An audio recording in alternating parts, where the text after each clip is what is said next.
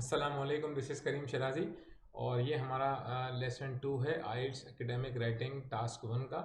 और first lecture में हमने डिस्कस किया था कि कितने टाइप्स के चार्ट्स या ग्राफ्स आते हैं आइल्स एकेडमिक राइटिंग टास्क 1 में। उसका डिटेल बताई थी, 20 मिनट का टास्क होता है और उसकी कितने टाइप्स के क्वेश्चन होते हैं, उसको कैसे करते हैं और एग्जामिनर क्या चीज़ें देख रहे होते हैं जब उसको चेक करते हैं।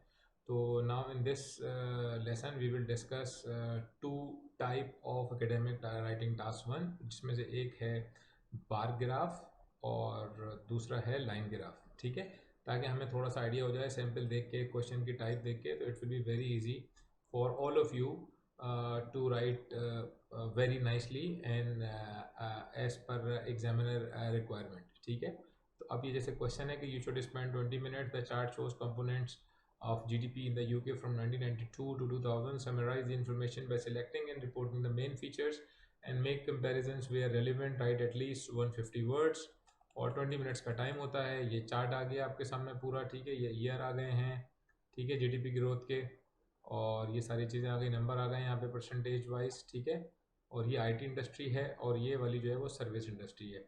I mean this one is service industry, this one is IT industry. ठीक है, और अच्छा, अब मैंने आपको बताया था जो फर्स्ट लेक्चर था कि भाई इसमें जो मेन चीज़ें होती हैं टास्क 1 एकेडमिक के अंदर, वो ये होती हैं कि आपके मेन 3 पॉइंट होते हैं, भले वो लाइन ग्राफ हो, बार चार्ट हो।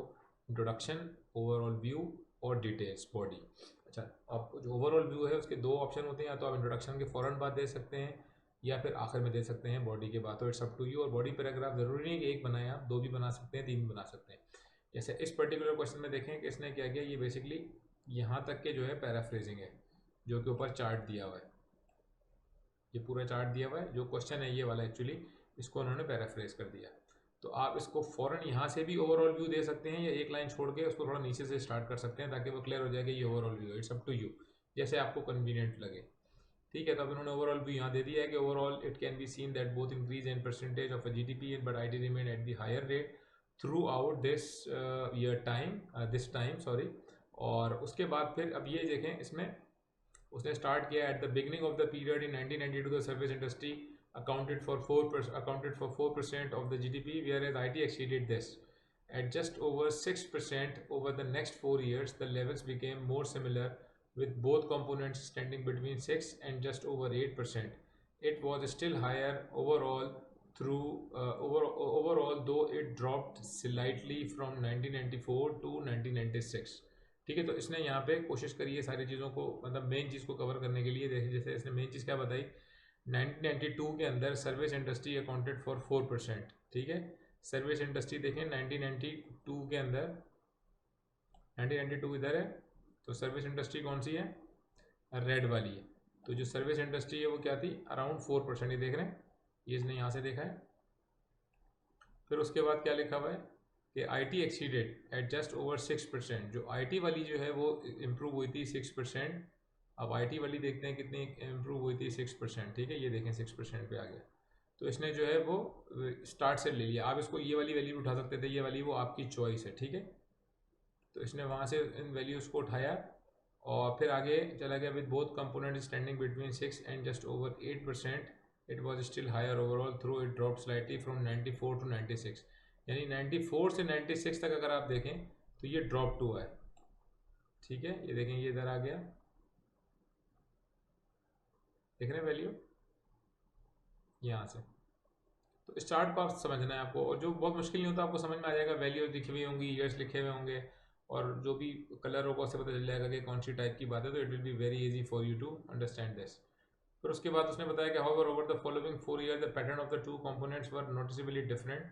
The percentage of GDP from IT increase quite sharply to 12 in 1998 में, वो बहुत तेज बढ़ गया, एंड देन नियरली 15% इन 2000, यानी कि 98 और 2000 के दरमियान जो है उसमें शार्पली इंक्रीज हुआ है। वाइल द सर्विस इंडस्ट्री जो है वो स्टेड नियरली द सेम, यानी सर्विस इंडस्ट्री तकरीबन सेम थी, लेकिन जो आईटी इंडस्ट्री है उसमें बहुत शार्प हुआ था।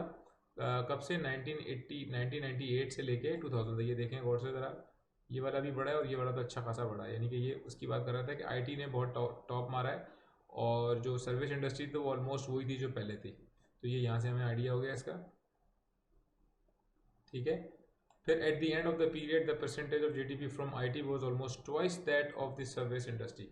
तो उसने बता दिया कि जो आईटी का है वो ऑलमोस्ट डबल हो गई थी, बाकी सारी नॉर्मल थी, मतलब जो दूसरी वाली सर्विस इंडस्ट्री है वो ऑलमोस्ट सेम लेवल पे थी, ऊपर नीचे हो रही थी, ज़्यादा फ्लक्चुएशन नहीं थी, लेकिन आईटी वाली ने बूम जो है उसमें इसको मिला है वहाँ पे उस ईयर के अंदर जो 1998 से 2000 तक था।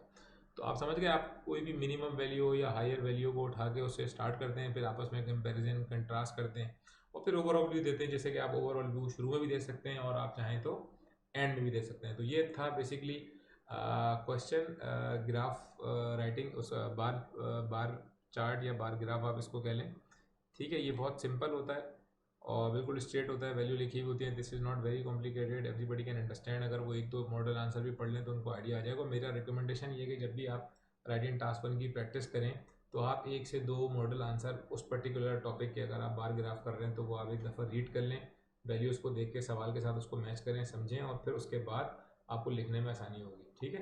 और try to use words properly, और जैसे इंक्रीज डिक्रीज है, स्लोली है, इस तरह के वर्ड अगर बार बार आ रहे हैं कंपैरिजन कंट्रास्टिंग में तो आपने उसके सिमिलर वर्ड याद कर लें 5-6, ताकि वो आपकी डबलिंग ना हो वर्ड्स की, ठीक है। That is also countable.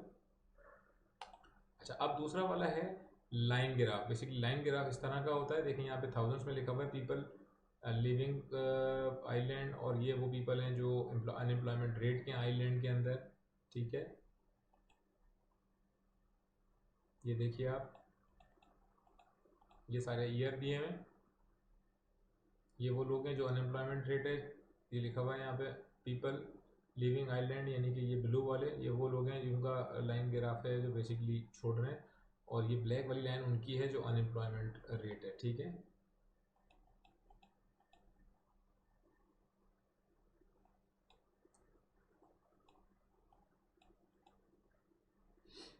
ठीक है, तो अब जैसे इसका सैंपल देखें, अब इसमें देखें पहले उन्होंने डिफाइन किया हुआ है the line chart details the unemployment rate and number of people living island from 1988 to 2008.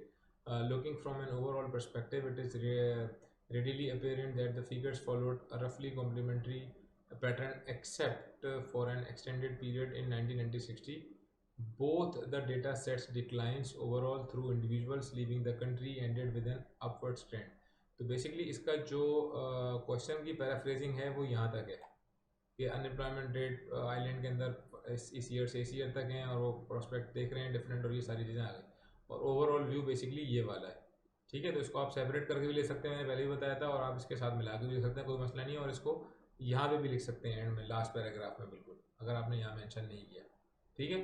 Basically ये निचोड़ होता है पूरे ग्राफ का जो आप डिफाइन कर रहे होते हैं। फिर उसने स्टार्ट किया 1988 से 17% था, ठीक है, of individuals were unemployed in island and slightly lower 15.5% decided to leave the country.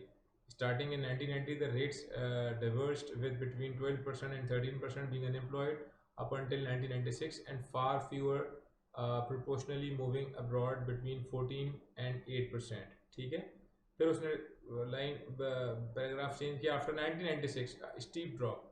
तो अब कोई अगर नई अनयूजुअल चीज़ हुई है तो उसने उसको बिल्कुल सेपरेट कर दिया, एक लाइन छोड़ के उसको डिफाइन कर दिया कि 5% हुआ है 2000 तक के, सन 2000 तक। फिर उसके बाद they created a more symmetrical pattern. Individuals leaving the island nation was poorly stable around 7% before a sharp uptick over the final four years of the period to end at 13%. The rise for unemployment figures was more gradual and was finally registered at 6%.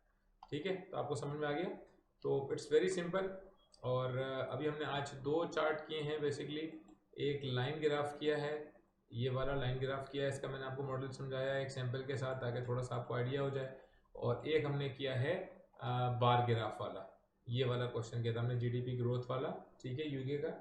तो मैंने दोनों sample आपको बताए, देखें आप, मैंने पहले भी बताया आपको बार ग्राफ का, जब मैं बता रहा था कि जब आप लाइन ग्राफ हो बार ग्राफ हो, जब कोई भी आप सैंपल कर रहे हो when you are practising for the IELTS exam, so you get better review 2 to 3 sample answer just for the idea कि उसको स्टार्ट कैसे करते हैं। इवन दो कि आपको पता है बेसिक चीज़ें क्या हैं, लेकिन फिर भी आपने सैंपल को रिव्यू करना है ताकि थोड़ा सा कंटेंट का आइडिया हो जाए, कंपैरिजन कंट्रास्ट किस तरह हो रहा है, वैल्यू किस तरह उठाइए।